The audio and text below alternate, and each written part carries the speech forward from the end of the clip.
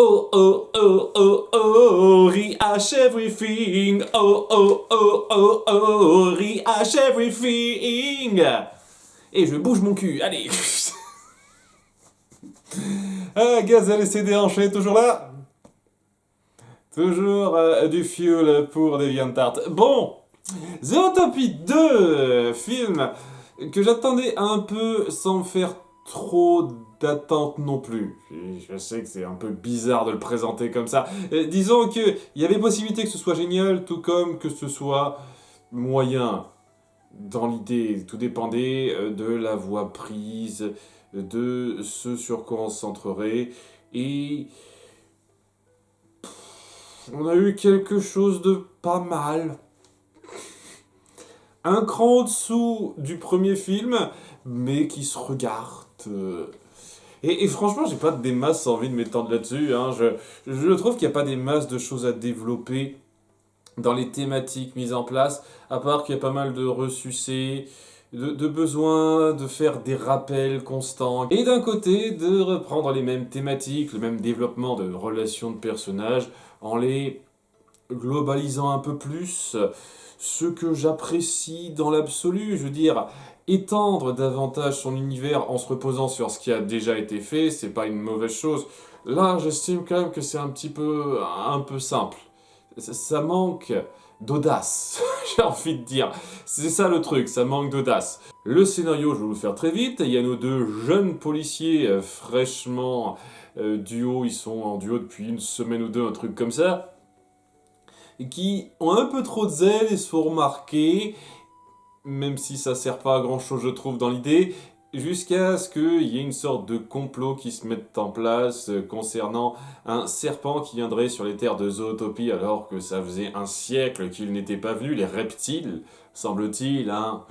Ils n'avaient pas fait parler d'eux depuis un siècle, les reptiles, et tout d'un coup un serpent arrive, en dépit du passé un peu trouble qu'il y a eu il y a un siècle de ça, et Judy et Nick vont être empêtrés dans une sale affaire de complot qu'ils devront déjouer en sachant que ce sont des hautes sphères qu'ils visent.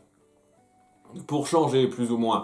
Et ça va pas mal dans l'idée. Pour autant que je reproche à ce film de trop recopier les développements de personnages qu'il y a eu entre Jodie et Nick en créant des problèmes, en mettant en place du drame entre eux que je trouve assez superflu dans l'idée, alors qu'on aurait pu amener à ces moments forts entre eux sans en faire autant des caisses. Le délire de la psychothérapie de groupe, par exemple, je trouve que c'est stupide.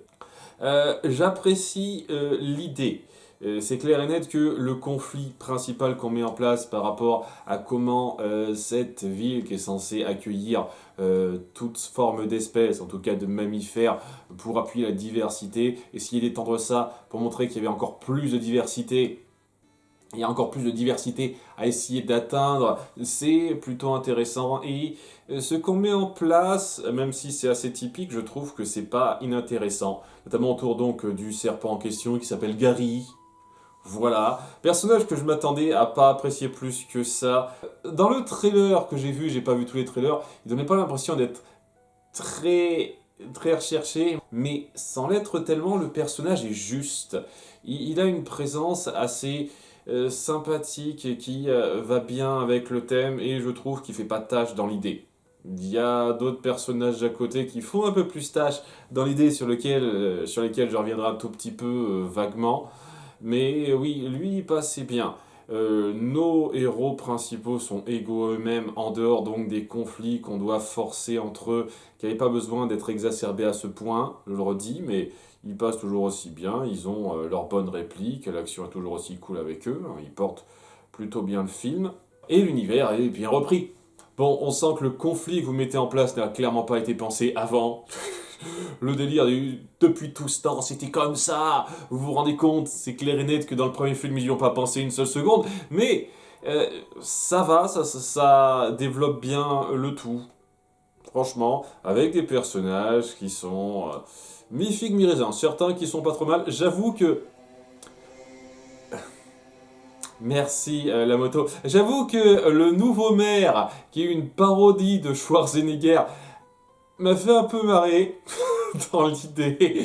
Et la fille Castor. Des fois ça allait, des fois c'était un peu too much.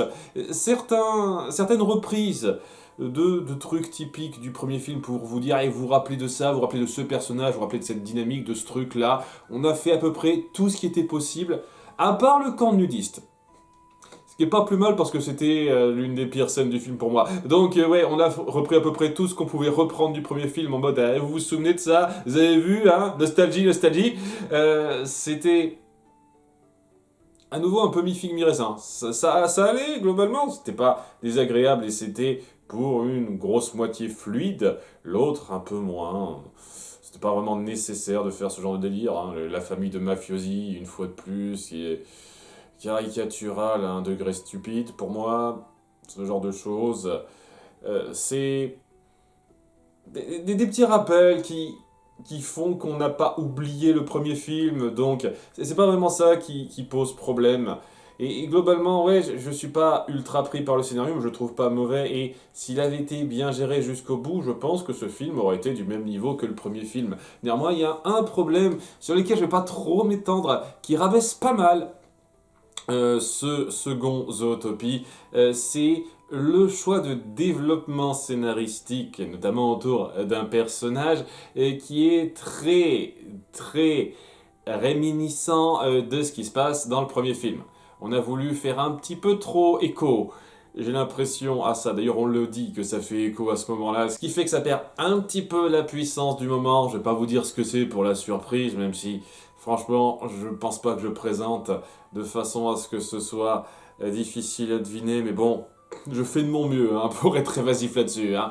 Et c'est pas juste ennuyeux pour moi parce que c'est une redite, c'est ennuyeux parce que ça gâche un concept intéressant de mentalité de personnage qu'on subvertit de façon un peu ennuyeuse pour moi, mais aussi parce que ça crée de la grosse incohérence. Ça rend le personnage un petit peu trop débile dans ses motivations pour moi, je le dis clairement. J'aurais tout le temps de m'y pencher quand je fais la critique au détail en Disney Film. Mais punaise, cette partie-là,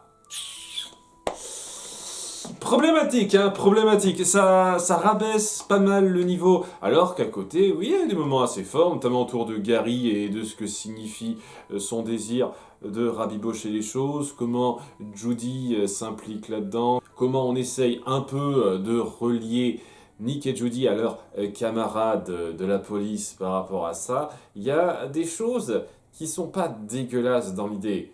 Et franchement, s'il n'y avait pas ce problème de décision qui a pas été bien pensé et mal amené, j'aurais pu apprécier ce film autant que le premier. Et il y avait moyen même qu'il soit meilleur, avec un peu moins de gras dans l'écriture. Mais ouais, il n'y avait pas non plus la base pour un film exceptionnel. Ça aurait pu être un film bien, voire très bien dans la lignée de Zootopie premier du nom. Là, c'est un cran en dessous. Et j'ai pas vraiment grand chose à dire en plus. Ce n'est pas le plus inspirant pour détailler rapidement comme ça en avis à tiède. Je pense que il y aura matière à faire une critique détaillée acceptable. Ça va pas être une critique ultra hilarante ou ultra inspirée, mais ça devrait aller, je pense, la critique Disney Film. Mais voilà, c'est un non-événement, ce film. Ça se regardait, je vais pas garder un souvenir impérissable de ça, mais étant donné que je vais devoir faire une critique au détail, évidemment je m'en souviendrai. Mais si c'était que juste par ce visionnage, c'est clair et net qu'on n'a pas affaire à un des produits phares du studio, j'ai envie de dire. Mais ça aurait pu être pire, ça aurait pu être mauvais, c'est loin d'être le cas. Il y a suffisamment d'efforts dans la mise en scène, dans les reprises et dans une partie des personnages pour que ça vaille le coup. Après, une fois de plus, ce sera à vous de vous faire votre propre avis si vous voulez plus de détails là-dessus. En tout cas, je vous remercie d'avoir suivi. J'espère que cette vidéo un peu courte vous plaira malgré tout. A bientôt pour de futures vidéos. Je ferai peut-être, pas sûr à 100%, une critique avis à tiède sur le troisième film Avatar qui sortira en décembre. On verra bien. A bientôt. Bye.